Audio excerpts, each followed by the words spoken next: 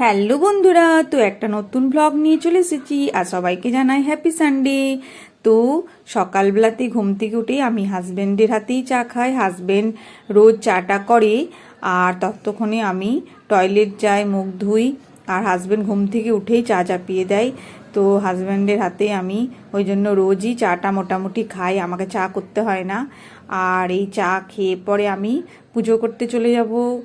আর পুজো হয়ে গেলে আমি টিফিন করব। তো আজকে টিফিনে আমি লুচি তরকারি করব ভেবেছি।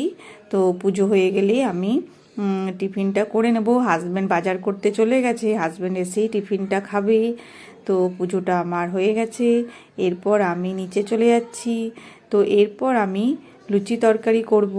তো লুচি আমার হয়ে গেছে আর আমি আলু টমেটো মটরশুঁটির একটা তরকারি করেছি লুচির সাথে। তো হাজব্যান্ড বাজার থেকে চলে এসেছে, তো আমিও খেয়ে নিচ্ছি। এরপর বাজারে কি কি এনেছে সেগুলো দেখতে হবে, সেগুলো গুছিয়ে আবার রাখতে হবে। মোটামুটি বেশিরভাগ বাজারটা আজকে করে দেয়, এরপর যা লাগে অল্প অল্প করে নিয়ে আসে। তো লুচি তরকারি খেয়ে দেখি কি মাছ নিয়ে এসেছে। তো মাছটা আজারে নিচ্ছি। এরপর দেখি ও চিংড়ি মাছ নিয়ে এসছে। এই চিংড়ি মাছ ভাজতে আমার অনেক টাইম চলে যাবে, দেখে এইটুকু মাছ মনে হচ্ছে, কিন্তু এটা ভাজতে আমার অনেকক্ষণ টাইম চলে যাবে। মা ছিল, তো মা এগুলো করে দিচ্ছিল, মাছ টাছগুলো বেছে দিচ্ছিল, ভালোই হচ্ছিল, কিন্তু মাও চলে গেছে, তো আমাকেই বাছতে হবে। আর এই চিংড়ি মাছটাও এনেছে এঁচোড় দিয়ে খাওয়ার জন্য, এঁচোড়ের সাথে একটু চিংড়ি মাছ দিলে ভালো লাগে। আর এই মাছগুলো আমি ভালো করে ধুয়ে প্রতিদিন এইভাবেই রাখি। যখনই মাছ আনে তো আমি নুন হলুদ ভালো করে মাখিয়ে নিই প্রতিটা মাছের মধ্যে, ভালো করে ধুয়ে তারপর আমি টিফিন বক্সের মধ্যে ভরে রাখি। তো আমি প্রথমে নুন হলুদটা ভালো করে মাখিয়ে নিলাম, এরপর আমি এরকম টিফিন বক্সে একটা একটা করে ভরে রাখি, যাতে বার করতে সুবিধা হয়, একটার সঙ্গে একটা মাছ লেগে না যায়।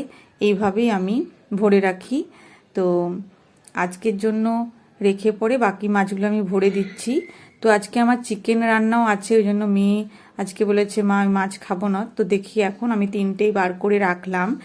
এরপর আমি যেহেতু চিকেনটাও আছে রান্না, তো এরপর আমি সবজিটা আজারে নিই।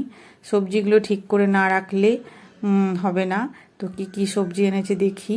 তো এঁচোড় চিংড়ি তো আমি করবো, এঁচোড় আমার রাখাই আছে। এঁচোড়টা আগের দিনে অনেক বড় নিয়ে এসেছিলো, তো সেই এঁচোড়টাই আমি আজকে করবো ভেবেই রেখেছি। হাজব্যান্ড যেহেতু এঁচোড় খেতে ভালোবাসে, তো সেহেতু আমি এঁচোড় করবো।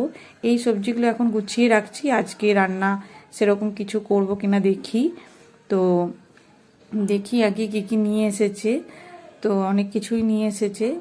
বাঁধাকপি ফুলকপি খাবো না বললেও হবে না, এখনও অবধি তো একটু আধটু খেতেই হবে যতই বাজে লাগুক, কারণ সারা সপ্তাহের ব্যাপার, টিফিনের ব্যাপার আছে।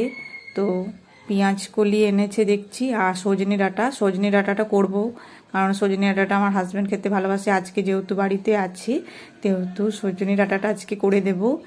আর এই সব কিছু রেখে পরে আমি আবার সবজি কাটতে বসবো।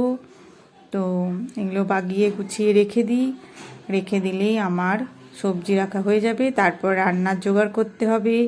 হ্যাঁ, রান্নার মশলা বানাতে হবে, প্রচুর কাজ। সানডেতে কাজটা একটু বেশিই থাকে, তার মধ্যে আমি যেহেতু এইসব ভ্লগ করি, ভিডিও করি, তো আমার অনেক সময় লাগে এগুলো করতে। এগুলো করে বেশিক্ষণ ফোনে রাখাও যায় না, এগুলোকে ছাড়তে হয়, সেই জন্য ফোনে যে বেশিক্ষণ রেখে দেবো সেটাও হবে না। তো যাই হোক, সবজিগুলো রেখে নিচ্ছি। আমার মোটামুটি সবজি রাখা কমপ্লিট হয়ে এসেছে, আর একটুখানি বাকি আছে। এই ফলগুলো সব পরে ধুয়ে নেব, এখন আর সময় নেই, এখন এমনি তুলে রাখছি, পরে এগুলো জল দিয়ে ধুতে হবে। তো গুড বাই বন্ধুরা, এরপর আমি রান্নায় লেগে যাব।